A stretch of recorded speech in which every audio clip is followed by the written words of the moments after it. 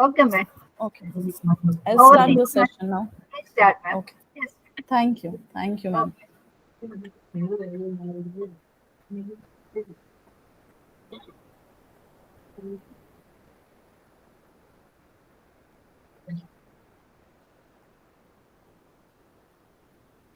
Ma'am? Yes, yes, ma'am. Yeah, I yeah, am yeah, yeah. beginning the session. So Yes, we ma'am. are starting with MER 04 today, which is business development and entrepreneurial competencies. It has some three blogs, and all of it will be with 14 units, and all the units will be focused on what kind of competencies are required to become a successful entrepreneur. Secondly, what are the ways in which entrepreneurs can develop their business? So, with a proper business idea, with a proper business plan and layout, approaching the right kind of financiers, what are the ways in which business entrepreneurs can develop their business? So, to start with, Unit 1 talks about entrepreneurial competencies. Now, there are several ways in which entrepreneurs at first can start their entrepreneurial journey. They can either start as solo operators. When we talk about solo operators, they're going to start on their own. They're going to work alone. They'll be the only, a person will be the only owner of a firm. And with the help of certain employees, which are usually very few in number, they start their entrepreneurial journey, they start their business. The other way in which an entrepreneur can start their journey is by being an active partner, by bringing some active partners. So basically, active partner means that the owner will be one, but there would be certain, as an owner will be one in the sense that the one who will be contributing to the entrepreneurship, the one who will be taking care of the entire business actively. And plus, there would be some additional people who would bring in money, who would only bring in money without actively participating into business development. So, and then partners, you must have read Partnership Act 1932 of India. So, partners are basically a group of entrepreneurs who jointly start a business.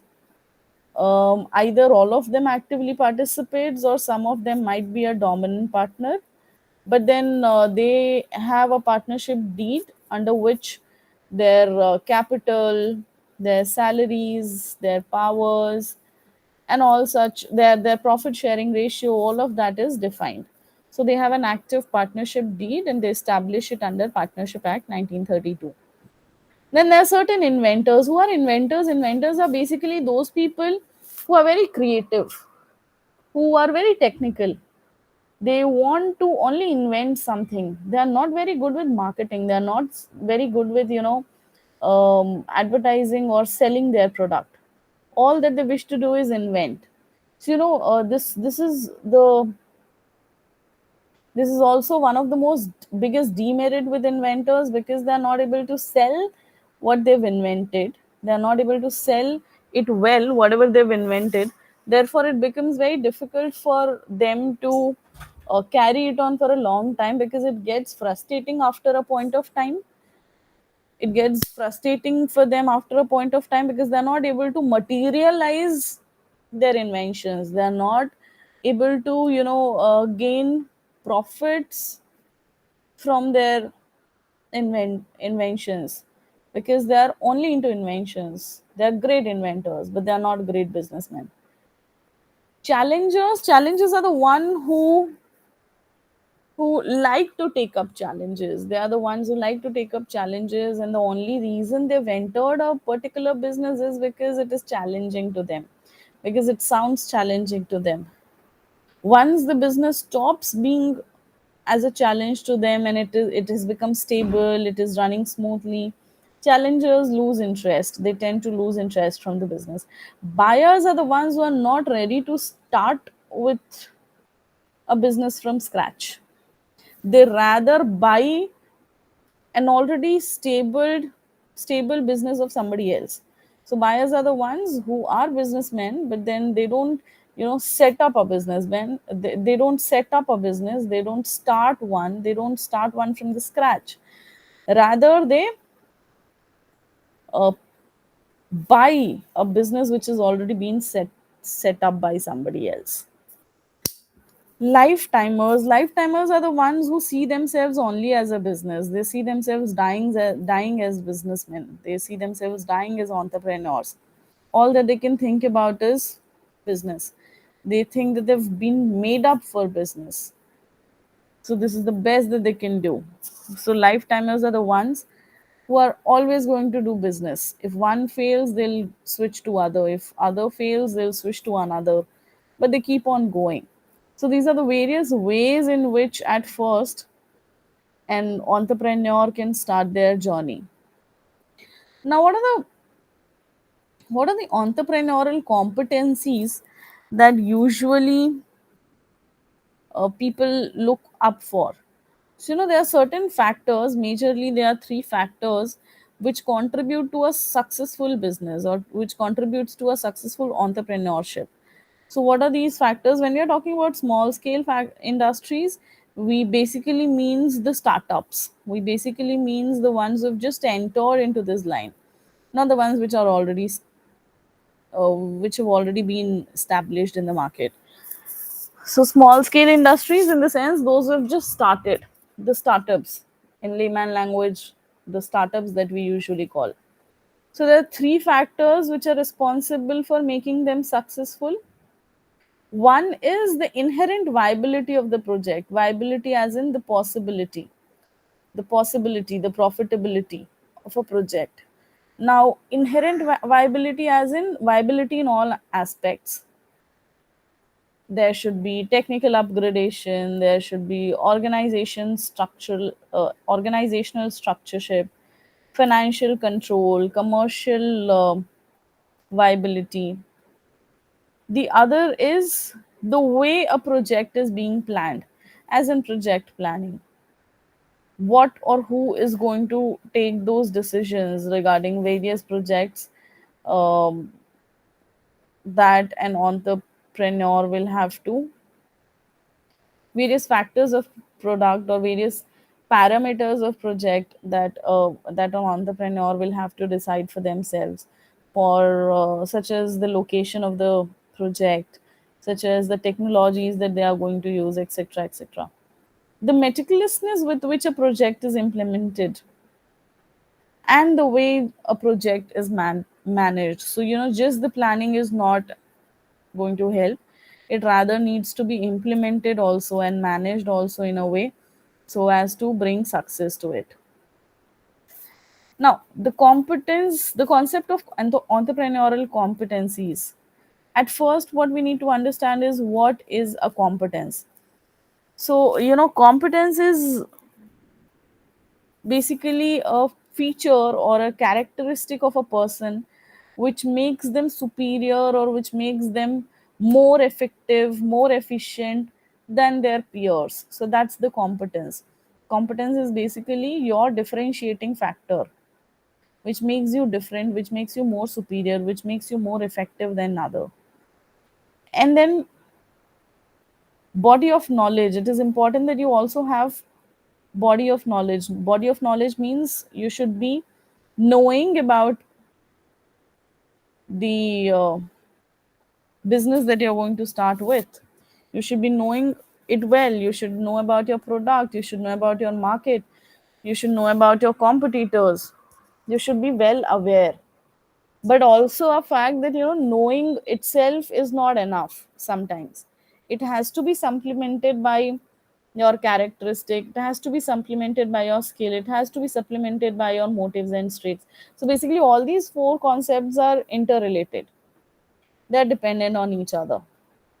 So if I have to explain you body of knowledge, try understanding it like that. That there is a possibility that there is a faculty, there is a teacher, there's a counselor who's a chartered accountant by profession. So they might possess all kinds of knowledge related to accounting and finance, but they might not be able to deliver it well to the participants. Okay, So knowing is one and delivering it is another. Knowing is one and sharing or teaching it to others is a different concept. So they might have the knowledge, but they might not have the skill to present it, right? So just having the knowledge is never enough. But what exactly is body of knowledge? It is um, it is collection of information. It is collection of information or knowing about something. Then skill is basically how do you present it, your ability to demonstrate something. Skill is um, your ability to perform something, the way you do it, the manner in which you do it. That's skill. That differentiates between various employees.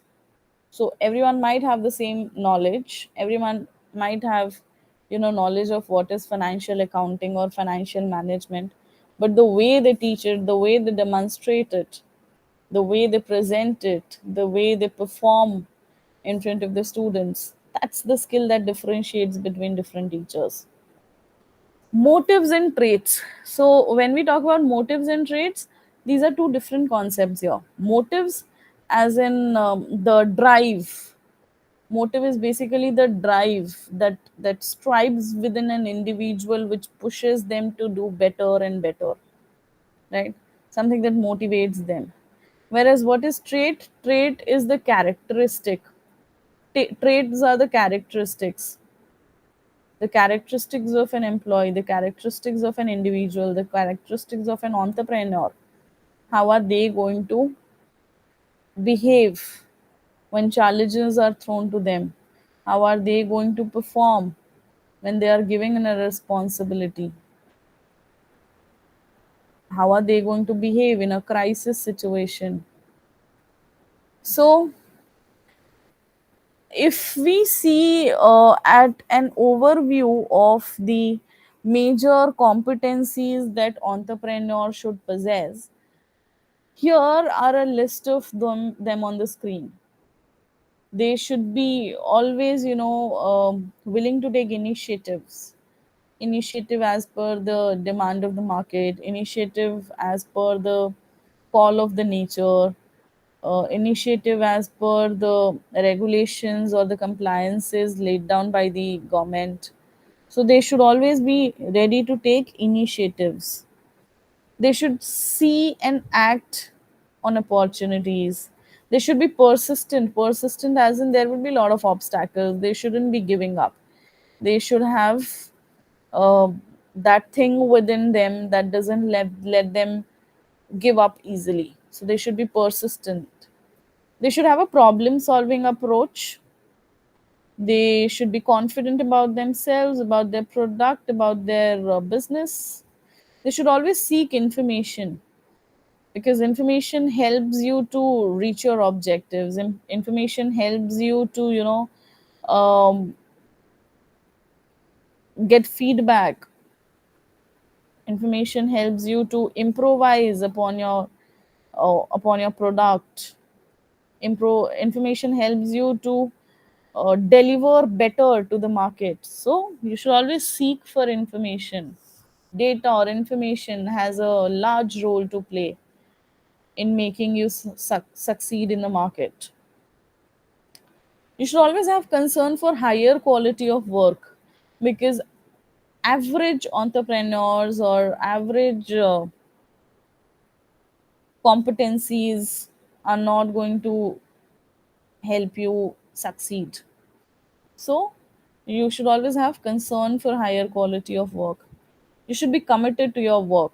You cannot shirk away from your deadlines, from your responsibilities, from an agreement or a contract that has been signed. You need to adhere to your work contracts. You should look out for efficiencies, better ways, faster ways of achieving something with scarce resources, with fewer or limited resources at lower cost. So you should always look out as to how can you plan your activities in an efficient way. Systematic planning should be there. You need to engage yourself into planning so as to, reduce the chances of losses. Assertiveness as in you need to tell others what is to be done. You need to uh, be assertive. You need to be pressing on others at times. You need to discipline people at times. You have to be assertive with your objective, with your role demands. You should be persuasive. Persuasion as in you should be able to persuade people. You should be able to persuade customers. You should be able to persuade your suppliers so as to get out your ways out. You should use influential strategies because these will help you in networking, these will help you in establishing networks, these will help you in developing your business contacts. So, you should use your influential strategies. You should always monitor what work is being done, what uh, is the situation of the environment, business environment. You should have concern for employee welfare because it is generally said that human resources or people play a bigger role in the success or failure in determining whether a business will be a successful one or is going to fail miserably, because all the other factors of production such as land, finance, or capital, entrepreneur, all of these could be arranged. If you do not have money, you should have a good business idea and go to any financial institution or any VC or any bank with your business proposal and they will give you funds. Once you get funds, you will get land. Entrepreneur is always there. So what's difficult to achieve is good human resource. They're very unpredictable. With funds, everyone can get the same technology, get the same land, can access to the same market. But what makes a difference are the human resources, are the people. So you have to ensure that the best one, you get the best ones and they choose to stay with you. How are you going to do that? Have concern for them. Think about their welfare. You have to take into consideration their personal concerns also. So you must have concern for employees' welfare. Economical. You have to think of cutting down your costs, bringing out things at a better pricing for customers. You shouldn't be extravagant for absolutely no reason in everything. Ethical. You should have a concern for the environment, concern for the uh,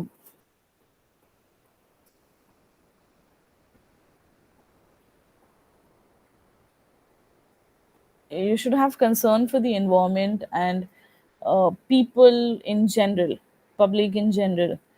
So adapt to ethical means. Now, what are the ways in which entrepreneurial competencies can be developed? It's usually said that people are not born with these competencies. These can be developed over a period of time. So there are certain ways also. Basically, a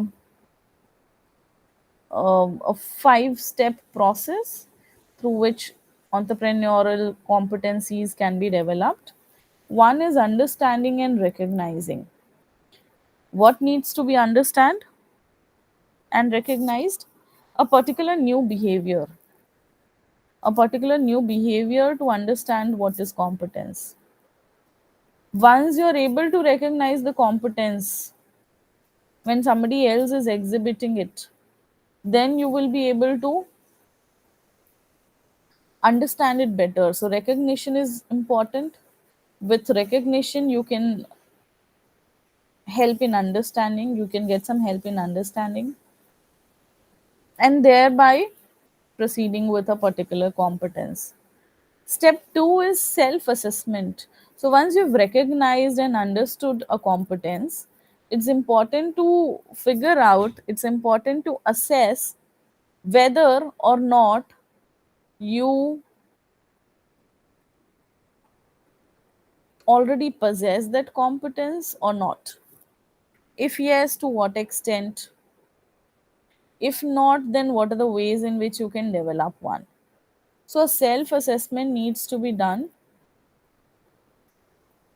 so as to find where one stands with respect to a given competency. As in, do they possess it or do they not? If they do possess, then how? What is the um what is the intensity of that competency under them? How frequently do they exhibit it? Okay. Practice. If you possess it but the intensity is low, practice it more. If you do not possess it, again practice it more so as to develop it, so as to apply a particular competence in a variety of situations. For instance, problem solving. Problem solving approach is a competence which not everybody possesses. More of the people, they crib about a problem. They do not think of how to solve the one that exists, right? So if you've like recognized and understand, if you've recognized and you've understood what is problem solving, what is a problem solving approach, what is to be done in a solving approach, then you finally assess yourself. Do you possess that problem solving approach? Sometimes it might be a clear no, I only crib. Sometimes it could be that yes, I do, but only fewer times. If I'm presented with 10 problems in a day, I crib for 9 and I may look out for a solution for the 10th one. So, under practice, which is step 3, what are you supposed to be doing to develop the competency of problem solving approach? Every time when a particular problem comes to you, every time whenever you're faced with a particular problem, you have to consciously look out for a solution for it. Okay. For instance, your car breakdowns in the middle of nowhere. So, because you're trying to develop entrepreneurial competence within you, and you've recognized this approach that you want to develop within you, you don't have to call up people in crib. Just take help, figure out, go online, take help from the website of your service station.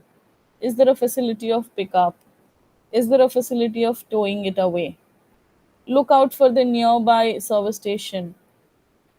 Take help from any local mechanic. You have to look out for solutions. So you have to practice, consciously practice this one competency that you are looking out to adapt, and then apply it in real life situations whenever small or whenever you're faced up with small or large issues in life. You have to apply it in real life. The difference between step 3 and step 4 is, under step 3, while you're practicing it, you create imaginary problems for yourself. Sitting at home, you create problems for yourself. For instance, if I'm put up in a situation like this, what are the ways in which I'll find solutions for it? Whereas in step 4, you are actually facing it and then thinking consciously of a problem. Step fifth is feedback.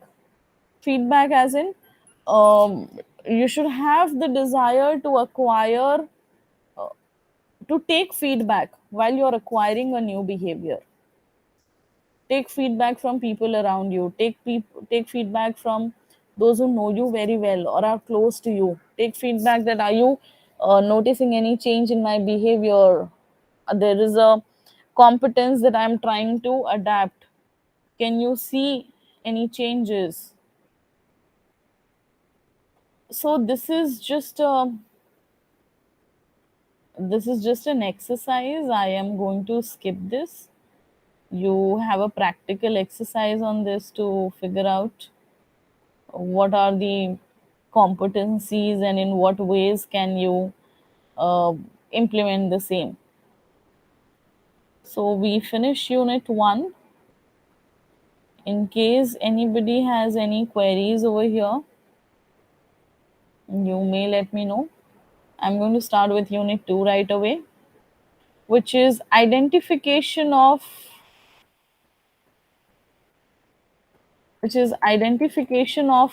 entrepreneurial competencies. So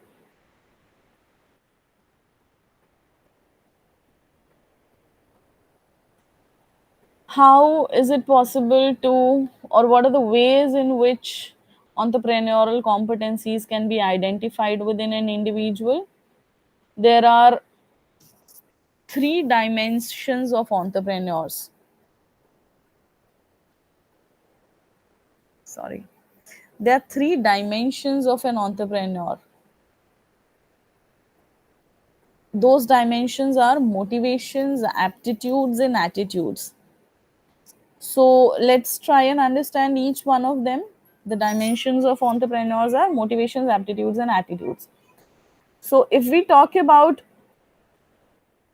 motivation, we just discussed it in unit 1 like 10 minutes before, that it is the inner drive. It is the inner drive which ensures that a person is going to give their best so as to achieve a particular goal. So, motivation strives people to do something. Motivation strives people to achieve a particular unfulfilled need. Okay. And this motivation actually determines what behavior are people going to exhibit. So, it becomes easier for us to understand the behavioral pattern of a person with the help of motivation. How well are they motivated? Are they even motivated? If yes, to what extent? What is the intensity? What is the intensity of their motivation? So, there are a lot of factors which particularly motivate an entrepreneur. Those factors are their need to achieve something or their need to succeed. How much needy are they to achieve a particular goal that they've set for themselves? Depending upon their need, will uh, we be able to figure out their performance? Power or control appeal. So, there are a lot of entrepreneurs who predominantly want to just achieve power. They are power seekers, they aspire to control people, resources, government, and whatnot. They rather prefer to give orders than requesting the same. So there are other entrepreneurs who are power freaks who like to control everything. So they are control freaks. So power and control is another such factor which determines the level of motivation. The need for challenges and ambition. There are other ones who are hungry for challenges. They are very ambitious. They seek to challenge, they seek to face challenges. They derive satisfaction by facing challenges. They keep pushing themselves so as to face challenges, so as to test themselves. So, this also determines motivation. The self sufficiency or the freedom that they want, that they aspire for, that they look out for, also determines how motivated will a person be. When we talk about aptitude, we are basically talking about a particular competence or ability of a person. Okay. So, for instance, how determined are they? How enthusiastic are they? Um, can they, resist to stress? Can they, convert their stress into a positive outcome or a negative outcome? So, we generally take stress as a negative thing, but stress is a generic term. Okay, stress does wonders for few and doesn't work at all for others, right? So stress also has a positive aspect to it, which is called as eustress. EU added to stress. So when we say eustress, there are a lot of people who have a habit of excelling when put under a stressful situation. For instance, even I fall under the same category. When I see the clock is ticking and I have very few hours left for a particular exam, I happen to study or remember or learn things, or do it in a better way. I am able to focus better when the time is passing by quickly, when I am at the like dead hour. So that's positive stress. So their resistance to stress, their creativity or imagination, these factors basically decide the aptitude of people. And then finally, attitude. Attitude is something that is, you can say, attitudes is how you look at things, how you look at situations, how you look at people. Okay. So attitude can be said as your judgment, your perception, your feelings about things, about people, about something. So, what kind of attitude is expected out of entrepreneurs to be successful? Obviously, positive attitude. Obviously, positive attitude. They are expected to be optimistic, not pessimistic. They are expected to have a positive outlook towards risk, towards business environment, towards competition, all those things that might sound like stress and people might try to run away from. Entrepreneurs are expected to look at those things in an optimistic way.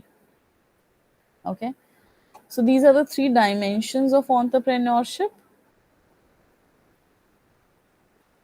Then we have certain entrepreneurial competencies to be discussed here. Um, so this is basically a checklist of entrepreneurial competencies that have been given in your that was given in your study material, and I just picked it up from there. So entrepreneurs are expected to be risk takers, because higher the risk, higher the return. If they are not at all willing to take risk, they are not at all going to succeed in the market. So risk becomes an inherent um, factor or part of entrepreneurial journey. They have to assume risk, they have to take risk. Optimistic. Only if they're optimistic they'll be able to take risk. So optimistic is what they have to have a positive attitude. When they'll have a positive attitude, only then they'll be able to take risk. Otherwise, they'll be too scared to even enter into a venture. They have to be self-driven. Nobody is going to push them again and again. Rather, they are the ones who'll have to do it to their for their employees. So for their managers, so they have to be self-driven. They have to be creative, because routine people or stagnancy is never going to assure success.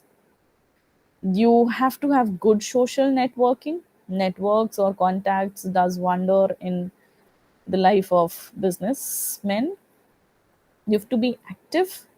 You always have to, not just adapt yourself to the changes which are taking place in the environment, rather predict which are the ones that you might face in the near future. So you have to stay very active. You have to figure out what is happening, what is going to happen, what are the ways in which you can preserve yourself, what are the ways in which you can uh, take advantage of a particular situation.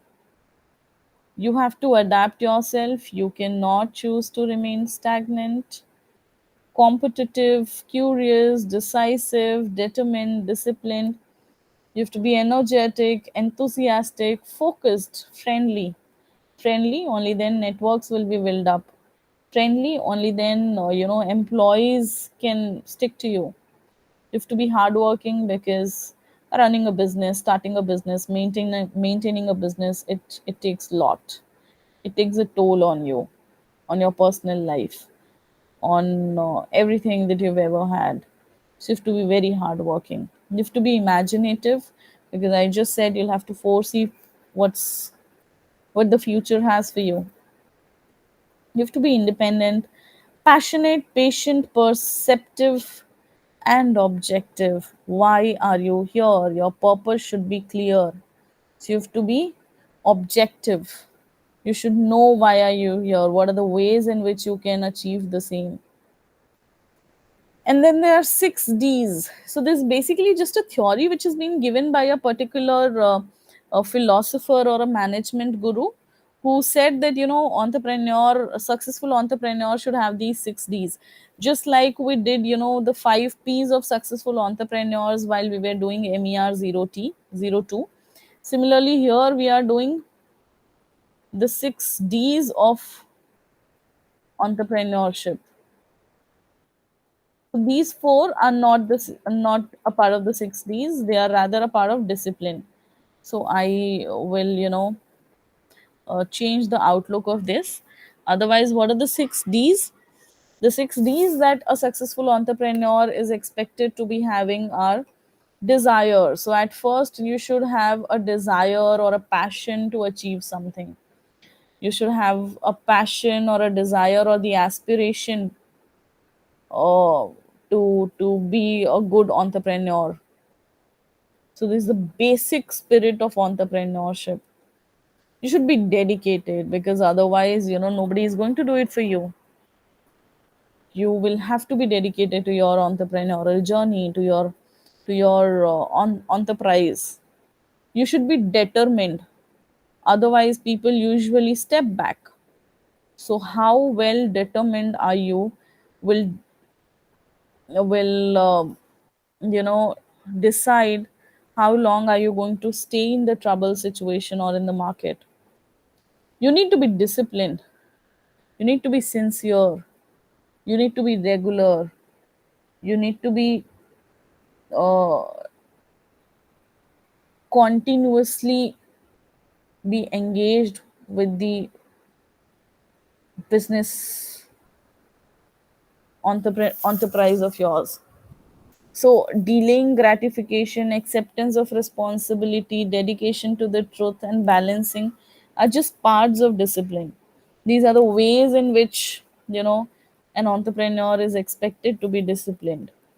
Delaying gratification, as in, they should be ready to sacrifice their own requirements. They should be ready to wait for a more while. They should be ready to accept the delay in their success. Acceptance of responsibility. Entrepreneurs cannot just sit in orders, they have to act as well. So once you've assumed a particular responsibility, you should do it with full determination. You should be dedicated to the truth. It is important that you realize the truth of the market, the truth of the business, the truth of your current situation, and you should accept it. Balancing, it is expected out of an entrepreneur to balance your personal and business life. If you're not able to do so, you will be frustrated in your personal life and might quit your business. If you're able to focus on your business personal life but not on your business life, you might again, fail and step back. So it is important that you are disciplined. The fifth D is drive. It is important that, you have an inner drive to excel. You have an inner drive to achieve something. You have to rather push others to find their own drives. So you have to be motivated. You have to be self motivated so that you could also motivate your employees, your team. You have to disengage sometimes. Disengaging is also an art. Disengaging yourself is also an art. So, you shouldn't get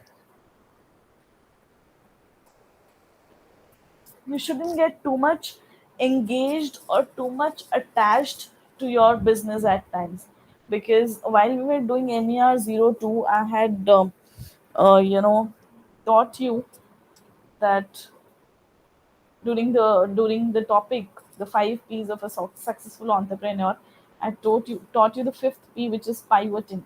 So it is important when your business is not working, when your enterprise is not working, you might have to change it. You might have to switch to a different product, to a different business, to a different product line completely. So pivoting is very important. So therefore, you should know the art of disengaging when it is not working. When you know that even after persistently trying your luck and effort into this sector, there is no output that you can see even in the near future for your business. You should switch. You should switch quickly before you face, even further losses under the same situation. So you must know the art of disengaging as well. So this is about unit 3.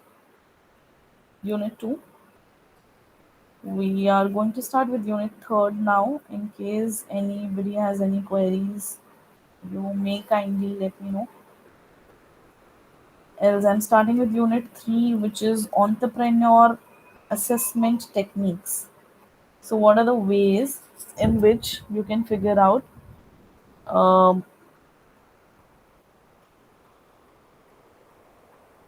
your characteristics, or what business or enterprise are you best suited for? So, to start with, who's an entrepreneur? We've done it since the beginning. They may be defined as people who manage a business with the intentions of expanding that business by applying some form of innovation with the leadership and managerial capacity for achieving their goals. So, we all know that it's not easy to be an entrepreneur, right? It takes a lot of money and time and effort, your blood, your sweat. You have to give it everything. You have to assume risk, right? So when so much of risk and so much of involvement is required in an entrepreneurship, it is important that you figure out what are the enterprises that is suitable to you based on the basic characteristics that you possess. So, uh, an entrepreneur can be an advisor. An advisor, as in few entrepreneurs are very good at handling crisis situations. They are very good even during stressful situations. Eustress, they possess eustress, something that I just discussed. They work better in a stress situation. So those can be good advisors, those can be good decision makers. And then there are other certain entrepreneurs who can be good salesperson. So their uh, enterprises should be sales based. Their enterprises should be sales based, wherein they can establish their networks and relationships and generate quick sales. There are other entrepreneurs who are very creative. They um they come up with innovative and workable good ideas. So they should dwell into such enterprises which are invention oriented. The others who are diplomat, who are very good diplomat. They can agree and accept situations like they were a born mediator. like they were a born negotiator. So they are very good. They're apolitical entrepreneurs. So they should dwell into such enterprises or such sections of enterprises which um, which has much to do with bureaucracies. And then there are doers. They are very disciplined. They are very hardworking. They they can start up with anything, howsoever tough or new or unexplored areas could be. So, how to assess an entrepreneur? So, the entrepreneurial assessment is basically a, a tool which was developed by Bank of Montreal so as to help uh, the businessmen of their native country figure out which kind of business should they involve themselves with, which kind of businesses should they involve themselves with. So while we discuss the process which has been given by BMO, Bank of Montreal, for entrepreneurial assessment, we should know that this is a 5 step process, wherein in step 1 you have to assess your psychological self. Your psychological self assessment can be done by knowing how motivated you are, what are the leadership qualities that you possess, how responsible and organized are you, how hardworking are you, can you make quick decisions, even if you can, are your decisions effective? Because sometimes making quick decision is easy, but making a good and quick decision is the catch. So it's not just a game of quick decision making, rather it should be a good one, a workable one. How dedicated are you? So with determining all of these factors, it becomes easier for the experts or the advisors to figure out what enterprise or in what industry should an entrepreneur start their journey from, which industries are the more suitable to. Second stage is,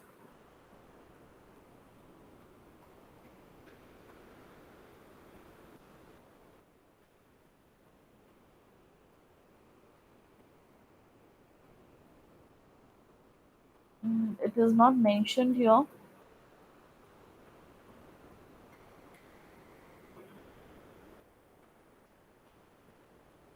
I'm not able to edit here. Never mind. You can see it in your book whenever you refer it to in your study material. The second stage of entrepreneurial assessment is to figure out your personal circumstances. Circumstances, as in, do you have savings in your account? Does your family support you? Do you have any other reliable or fixed source of income? Like, are you running this enterprise, whereas also being an whereas also carrying out your job if you've not resigned from it? So do you have any other source of reliable and stable income? um, do you think that you know people who can advise you during your crisis situations? Have you ever assessed your weak points, and what does people who know you well think of you, whether you'll be able to carry it out or not? Then finding out your goals. What kind of goals can you know what kind of goals do you have? Do you have just a goal to run business, कि मुझे तो business ही करना है no matter what, or is it your goal to achieve something, to have a particular amount of salary in hand, to you have certain wish lists to fulfill, I want to go to abroad every year for a month, 1 month tour. Now that you cannot do with a fixed salary or with any job, you know. Do you have any investment or expenditure goals? I want to have 7 flats. I want to have, you know, uh, a 14-story building. I want to own a 14-story building. You cannot do those things with your salaries.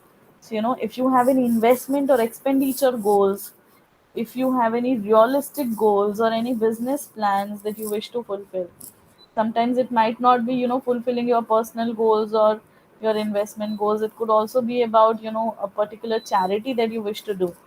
There was a crisis in your family that somebody faced, and you want to save others from facing the same situation. Therefore, you've come up with a business idea wherein, you know, you could help people save their lives with a technology, or you could help children from uh, getting into an unfavorable or adverse situation by helping them with some alarm watch kind of product. So, you know, you might have certain other business or realistic plan also which are based on helping people out. And then the fourth stage is where you have to assess your business, your personal experience into business, your knowledge about running a business, your experience in sales, marketing, finance, accounting, and how much of a good team do you possess? Do you have a team to start up with, somebody that you can rely upon, somebody that you can trust completely? And then finally, the last step is looking at the world beyond. Whether you see yourself as a successful entrepreneur or not, there is a life much beyond the business journey or the entrepreneurship journey. Do you see yourself doing anything else? Do you see yourself uh, adjusting to the critical stages of business, whether it be during the startup, whether it be during the growth, or whether it be during the shutdown? So, you have to figure those things out. Um, you may face some startup challenges, growth challenges, or buyout challenges. Buyout challenges are when, you know, somebody is ready to take your firm, and somebody has offered you an amount to buy your business. So that is a buyout challenge. Now, moving ahead to the next unit, which is identification and selection of potential entrepreneurs. So under this unit, we will be learning about who should be an entrepreneur, whether you should become an entrepreneur or you should take up a job, as in the difference between job and entrepreneurship, which is better, what suits you more, whether or not to take entrepreneurship as a part-time thing. Sometimes, you know, there are entrepreneurs who have just started up and they are not ready to take the risk that entrepreneurs have to assume, and therefore they continue their entrepreneurial journey as a part-time thing while also working or carrying on their jobs. So, should you be a part-time entrepreneur or not, etc., etc. So, let us proceed.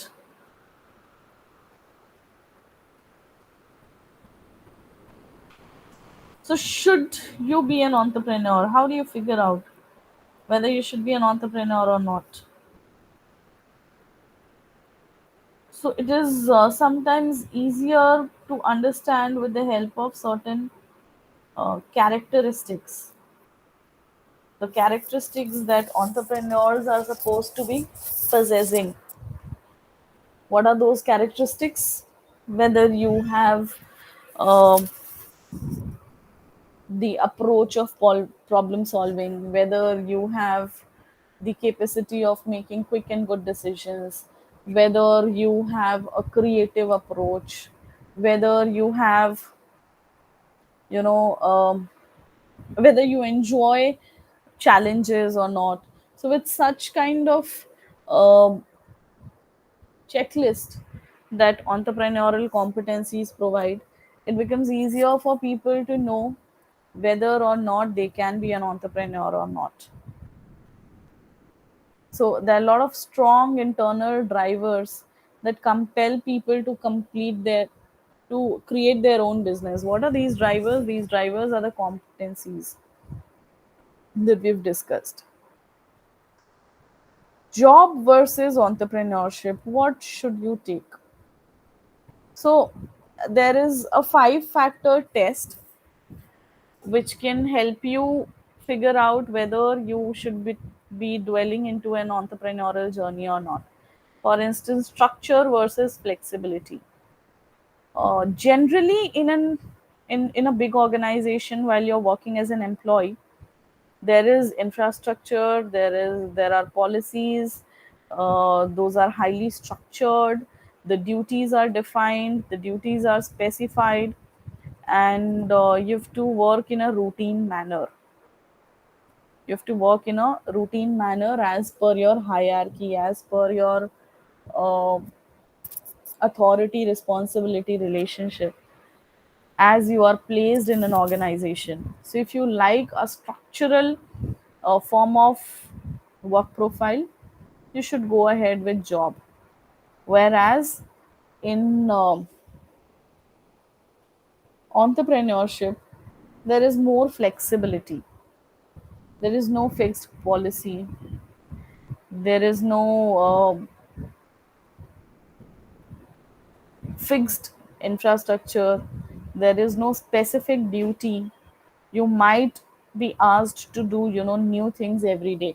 If there is a startup that you've associated yourself with, the current business or the current line of operation that they've involved themselves with might not be workable for them, might not be working for them, and they're thinking of changing their domain of operations. So, in that case, you've been working on a particular job, you've been doing a job for a year in a startup, and then suddenly you have to do something else, pick up something else, learn something else, adapt to something else. So, if you are okay with flexibility, you are meant for entrepreneurship. But if you like a structured layout of um work profile, then you're meant for job. Focus versus multitasking. So, the kind of jobs that big organizations require you to do are very focused, are very routine, are mundane. Sometimes it becomes mundane also. So your responsibilities are defined, and that's all that you have to deliver. Whereas in an entrepreneurship, you may be asked to do job of your junior, your senior, your peer, anybody, because you have to do multitask. There is plentiful resources in an organization, whereas there is never enough in a startup, in an entrepreneur. The kind of facilities that you can get in a job, um, a particular software, hardware combination, your desk, your cabin. You might not get all of these things in a startup because they've just started. They've just, you know, they've more risks to assume, they've more challenges to take. So, if you want a particular set of resources, if you want your, you know, um resources or a defined resources to work with, then you're meant for job. Otherwise, if you can work with not enough, you should go for entrepreneurship.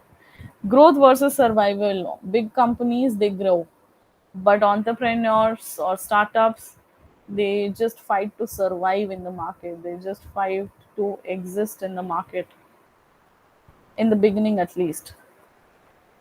Risk versus reward. So in big enterprises, sometimes the risk involved is that you don't get to learn so much because your job is defined, the role that you have to perform is defined, your responsibilities has been laid out. So you you have a risk of um, you face a risk of not being able to grow you personally, not being able to develop your career. Whereas in entrepreneurship, you get rewarded every now and then. Whenever the startups grow, you get rewarded. There is more bonuses, there might be more bigger opportunities and more opportunities for career development as such.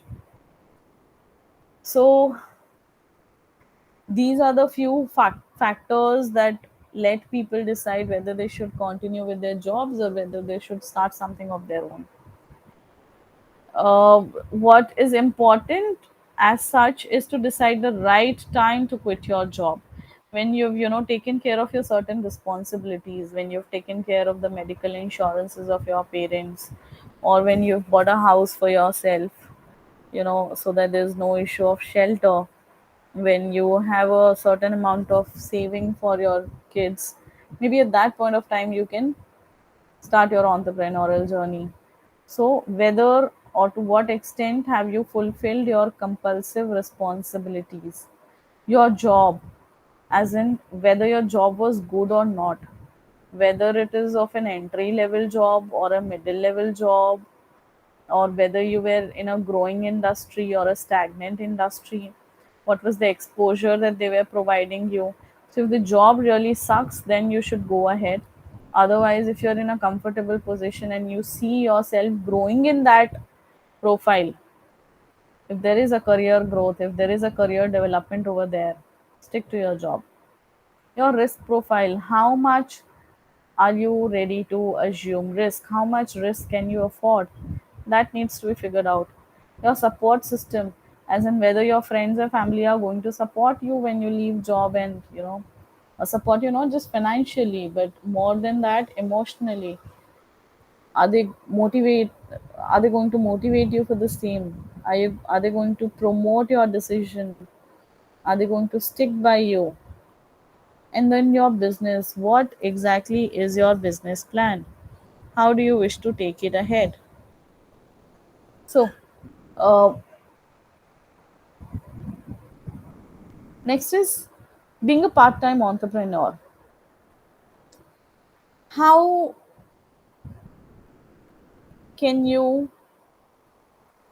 maintain a balance while you are pursuing your job as well as carrying your entrepreneurial journey at the same time? So, they are, there is a defined or a set of six ways in which the transition from an employee, from a part time to a full time entrepreneur can take place smoothly. First is to find a balance. Find a balance as in um, to take care of your full time responsibilities and then switch. Whenever you are in a position to earn a basic minimum from your uh,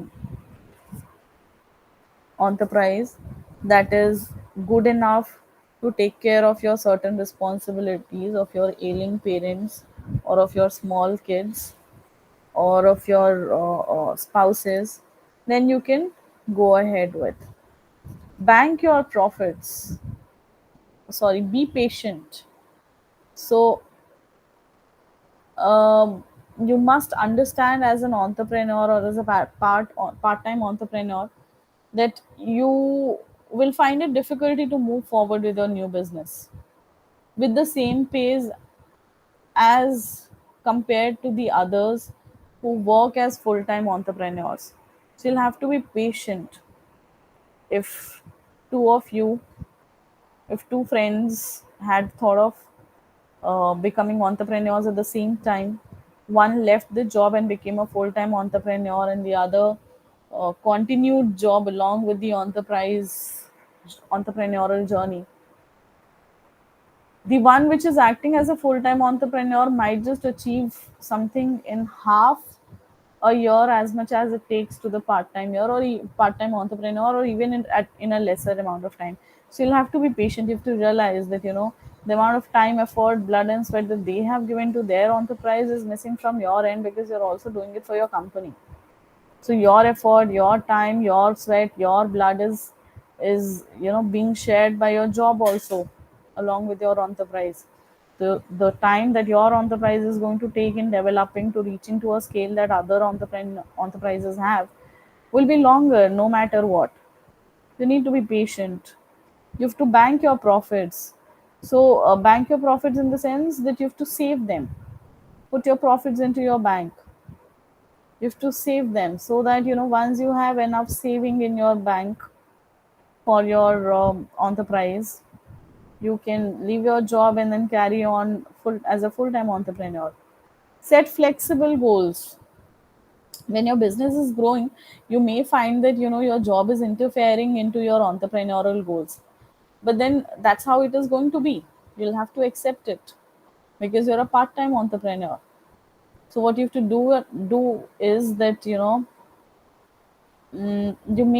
will have to convince yourself that your energies are being shared by enterprise as well as by your company where you're working. So your goals, your desired goals, may take some time longer to be achieved. Take yourself seriously. You should take yourself seriously as an entrepreneur. You have to work for your enterprise in a manner that nobody is going to do it for you. So you'll have to seriously dwell into your entrepreneurial journey. Once your responsibilities and your responsibilities have been taken care of, and your profits have been banked. So you have to take yourself seriously and your journey seriously. You must have an exit plan if you want one. Uh, in the sense that what if you are always scared to switch to entrepreneurship? If such, then you might want to be a part-time entrepreneur forever, or you might want to exit from entrepreneurship fully and continue with your job only. So that too should be an open option available. For part-time entrepreneurs especially, there are certain things holds them back which holds them back from taking risk, which holds them back from um, achieving their goals.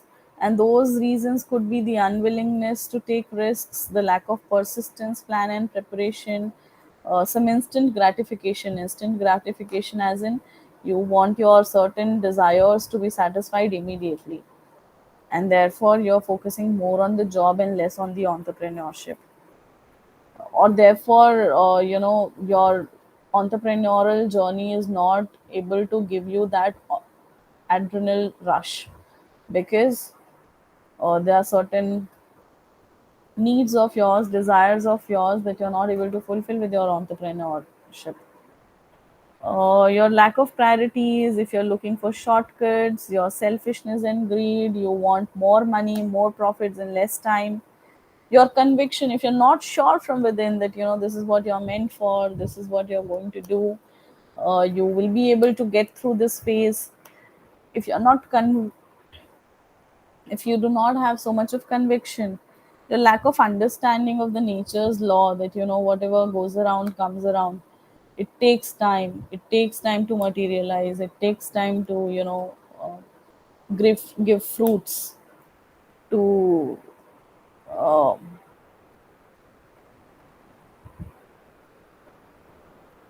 it takes time to give fruits to the efforts that you've put in. If you're not able to learn from your past mistakes, your inability to recognize opportunities, your inability to use your talent or the talent of others, if you lack in discipline, if you do not have good self esteem, if you lack knowledge of business, If you have a fatalistic attitude, carefree attitude, negative attitude, if you lack purpose or courage, then you will not be able to succeed as much as you should be. Moving ahead to unit fifth, which is successful women entrepreneurs, certain case studies. Now, uh, this is something that we have already done while we were doing MER 02. We had done certain case studies. For instance, we had done the case study of Anita Kumari from Bihar, who's known as the mushroom, whose village Anantpur is known as the mushroom village. We had done case study of Vinita Singh. We had done under copreneurs. We had done case study of Pabibai Raberi and a lot of other people.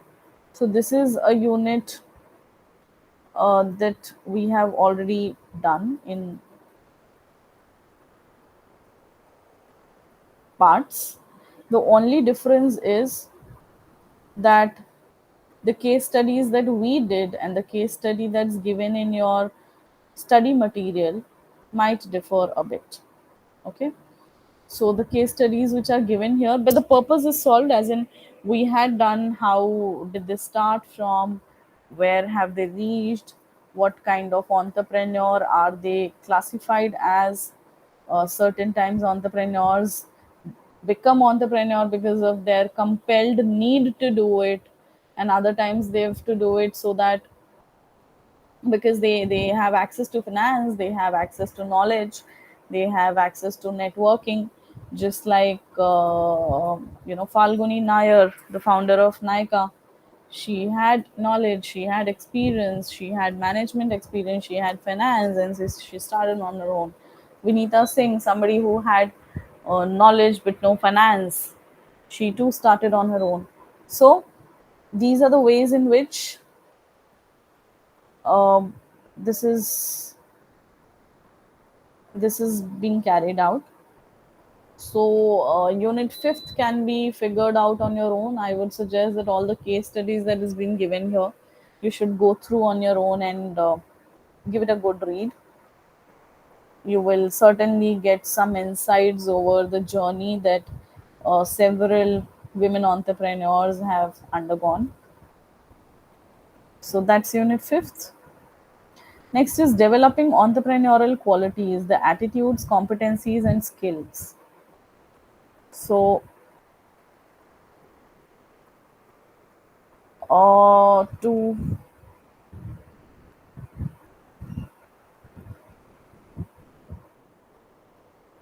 to start with, you must know actually who's an entrepreneur. We've done it several times. Somebody who dwells into business with an objective of making some profit and is able to survive for long in the market because of the innovations that they bring to the table. They are called as entrepreneurs. The entrepreneurial competencies, we did it in unit 1 itself. You should be able to set a goal for yourself, your target. Where do you wish to reach? Where do you see yourself? You should have risk taking abilities. You should be prepared to take risk. You must know that, higher the risk, higher the return. If you're not prepared to take risk, you're not reaching anywhere. um, Initiative taking, you'll have to take initiatives on your own. Nobody is going to do it for you, since you are the boss, you're the one who's running it. So the initiatives also has to come from you. Nobody will be as bothered about taking initiatives as you should be. You should be persistent. It's not going to happen in a day or two. You'll have to be persistent. A lot of obstacles are going to be coming on your way. You should be prepared to take the same. You should seek information, because the larger the information, the better, the more well informed you are, and the more better would be your decisions. So to take effective decisions, you need good information, correct information, quick information, and all the relevant information. You should have a concern for quality, innovation, and efficiency. You should be self confident because nobody is going to motivate you. You should know what are your abilities and what you can bring to the market. You should plan systematically because doing without planning is not going to work out. You have to plan and then take actions. You should be able to persuade your suppliers, your customers, your employees. You should be able to influence them. You should help people to assess their business ideas as well. So these are the qualities that have been discussed in this unit. And on the basis of these units, you have been given certain activities to do. So there's nothing as such to cover in unit 6. You have to just do certain, there are certain exercises, there are certain activities for you so that you can understand how entrepreneurs think, how entrepreneurs carry on their journey, what are the obstacles that they face, what would you do had you been in their situation. So uh, unit 5th is all about quick case studies, and unit 6th is all about activities. So there's no theoretical questions that you can expect from this unit even in your exams. Next is unit 7th, which is preparation of a business plan. So how do you prepare a business plan? What is a business plan as such? A business plan is any written statement of what are you aiming for and how are you going to achieve the same. So that's a business plan which says what is the purpose, what is your purpose, what is the purpose of your business, and how are you going to fulfill that purpose, how are you going to achieve that objective or the aim, right? So that's a business plan. Is business plan mandatory for all? Yes, in today's time it is, because once you give the detailed plan, it's not only just going to help you or your managers or the employees, but also the finance, the people who are going to provide finances for your business. Nobody is going to just give funds to you as a charity. To make it big, you would need more funds. Bootstrap doesn't work all the time. After a period of few years, bootstrapping is basically arranging funds from your own pockets, from your own savings, or from your friends and family. You're not diluting the equity anywhere, you're just taking uh, financial help from your close ones. But with that much of amount, it is difficult usually to grow your business to a bigger scale. So at the end of the day, you'll have to resort to raising finance. So once you go to the market to raise finance from banks, from financial institutions, from venture capitalists, they are not even going to entertain you without a business plan. So business plan the not just helps the entrepreneur, but also the financiers. So under a business plan, what you're required to make is a project report. Now, what exactly is a project report? It is a pre-investment feasibility study. It is a pre-investment feasibility study. Before making an investment into a business idea, you're basically figuring out whether it is going to be profitable or not, whether it is going to be profitable and possible or not. The profitability and possibility test, the feasibility and the viability test, is basically given in a written statement in a project report. So, a project report indicates what products are to be manufactured, what vices are to be offered, uh, whom to offer this. Are they going to offer it to businesses, or are they going to offer it to customers? Whom are they going to offer this to? Or are they planning to produce something which is useful for government? Okay, for instance, if you're getting into, some weapon manufacturing or some safety product for railways or for defense. So whether it is meant for government, whether it is meant for end customers, or whether it is meant for,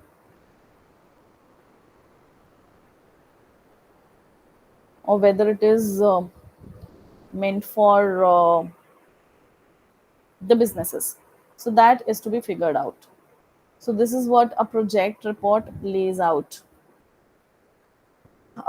Any business plan or any project report must establish what competitive edge it has to enter, survive, sustain, and grow. Why do they think that they can make it big in the market? What is it that they have and their competitors do not? So they need to put this in writing. So, because on the basis of their business plan, they are going to be drilled. They are going to be grilled. They're going to be grilled when they are going to present it for, any project finances. So they need to make it in a well thought manner. So business plan should consist of summary, as in summary of the product, the service, the location, who will be the owner, what is the ratio in which ownership is divided, if there are more than, if there are any co-founders, or what exactly is the aim of this project report or the business plan. What are you aiming for? How much fund do you require? How are you going to use it? Do you require it any other support assistance also, like technical assistance, expert assistance? What is it that you're looking for? You need to introduce the current industrial status. You need to introduce the current market size. You need to introduce the current absorption of the market size. You need to tell about the promoter, as in what is the educational background, work experience. Do you have any, work experience or expertise in this area? You have to tell about the project, like what is the project, what is its use, what is its capacity, um, any legal or government restrictions imposed on the project, about the location, where will the project be located, where do you have offices, where do you have service stations, where do you have your manufacturing units or after sales services units, the land and building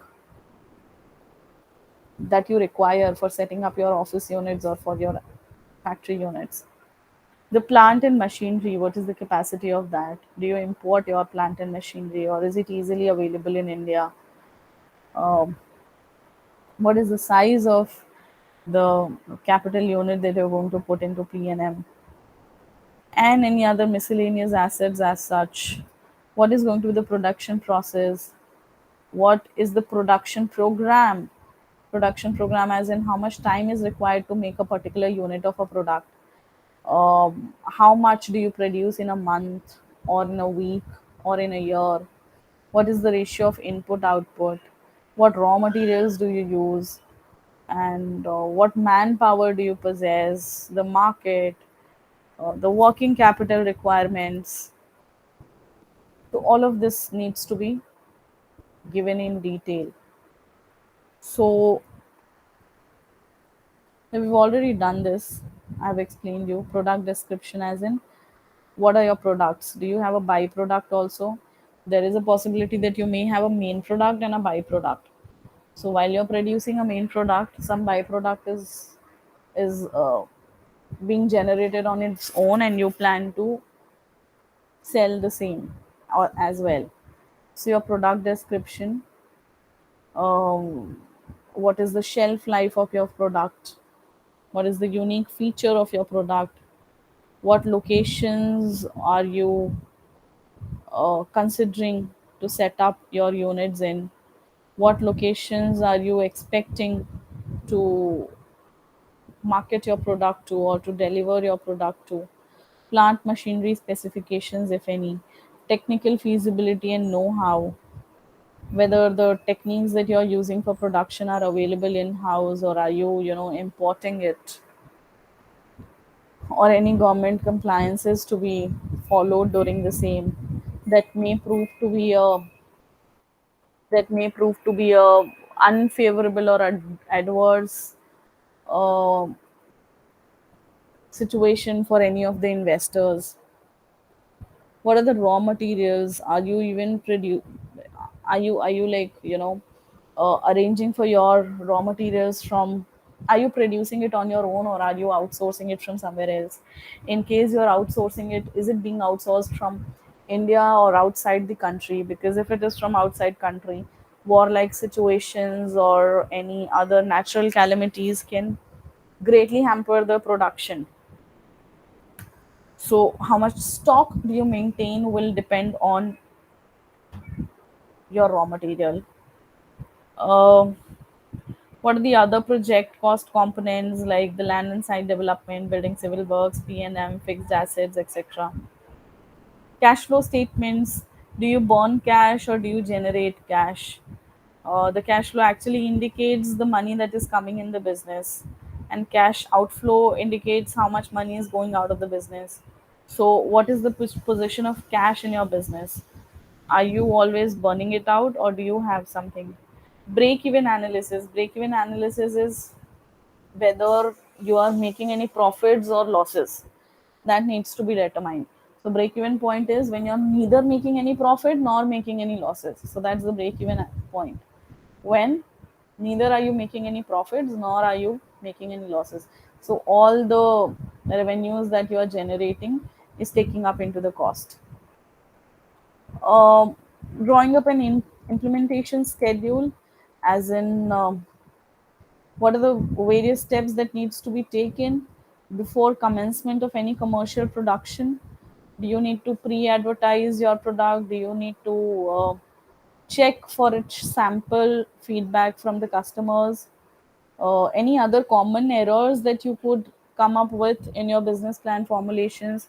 You might select a wrong location, you might select a wrong technology. So those things needs to be figured out, that your venture capitalists or your VCs or your banks and financial institutions usually help you with while you're presenting your business ideas to them. So this is all about Unit 7. I will be starting Unit 8 in the next lecture, which will probably be somewhere on Tuesday or Wednesday. You'll be informed about the same from RC. Any queries, Ritu? I can see you've messaged something. Your query Yes, is. ma'am. I was actually wanting to check for the exam date because I'll have to apply for the leave accordingly. I've been going on the portal to check the exam date, however, it's not updated. Okay. So, Uh, uh, yes, sir. Good evening, everyone. Good evening. Good evening, sir. Examination date will be there on your hall ticket. I haven't even gotten the hall ticket, but I've applied for it. I've summoned all my details and everything. I still Okay, haven't but received it. when you will be able to download that, please go to the website, the main website, and there is a link for downloading the hall ticket. On the hall ticket, the dates are mentioned. See, I'm on the website right now. Hmm. I have put in my enrollment number, my date of birth, and everything. And Okay. I'm trying to check the thing. However, it's not showing. What's the message that you are getting?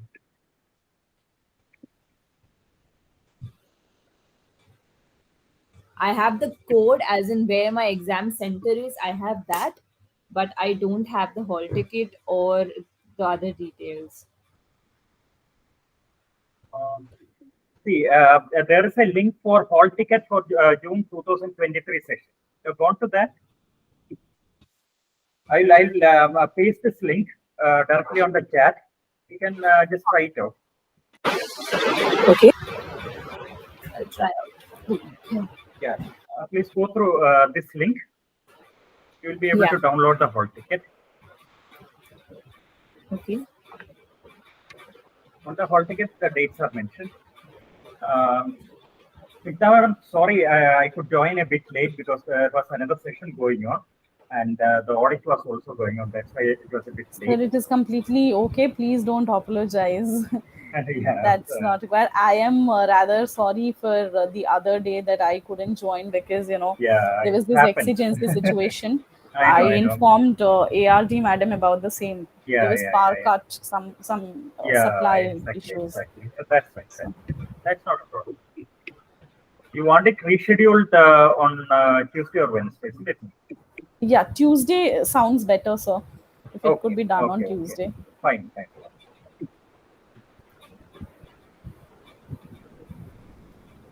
So other than that, yeah, Tuesday we will schedule it. It should not be any problem. Okay, sir. Tuesday means the 30th. Yes. Okay. We will schedule it on Tuesday at 4:30. Ritu, I have also pasted the PDF file of date sheet. So there's a combined date sheet file. Okay. All the course codes along with the dates on which the examinations will be held are mentioned there. So there's a PDF file. You can do Control F and search which are the codes that you will be appearing for. You can Yeah, find the and ma'am, dates. where do I find your lectures as well? I missed one or two, I think, the other day because of my office. So if I have to go through your online lectures again, I mean they are being recorded. So where do I find that on That's on It's on website? the RC Vadagara, YouTube. RC Vadagara YouTube channel. Oh, it's on the YouTube channel. Yeah, yeah. Understood.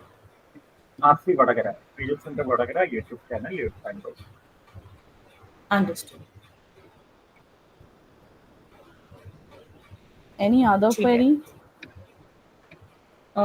No. I think I see my exam dates also. It's 10 a.m. to 1 p.m. I think I see this timetable. This is ठीक है. the link for the website for the YouTube channel. I've pasted it on the message. Understood. But in any case, Ritu, do download your hall ticket because that will be required for writing the examination. Yeah. I'll have to print it, no? Yeah, yeah, you'll have to get it printed. Yeah. And Ritu, Okay. in case you face any other difficulty, even after the Huh. lectures, even after going through the lectures, I'm writing down my email ID. You can contact me over this. Write to me and then I'll respond to your doubt. That'll be super helpful, ma'am. Thank you so much. You just copy pasting them all.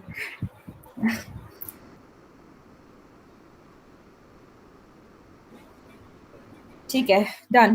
That's all the Sir, questions I had. if you I've could gone stop through the the books. recording. Sorry. Sir, if you could stop the recording.